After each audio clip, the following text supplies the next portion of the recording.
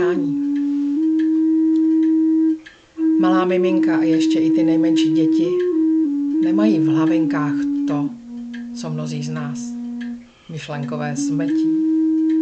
Dítě má v sobě nádhernou přítomnost čistoty a lásky a ještě neslyší naprogramovaného rozumu hlášky. Tvoří si svůj vlastní svět v dokonalé přítomnosti a samo se svým božstvím je v naprosto dokonalé společnosti.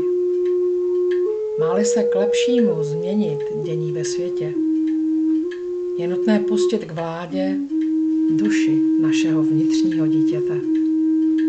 Neříkejte dopředu, že to nejde. Vyčkejte v tišině své duše, až ten zázrak přítomného vejde. Pak už jen stačí se občas v tichu zastavit a nechat tu dokonalost svého bytí dostavit.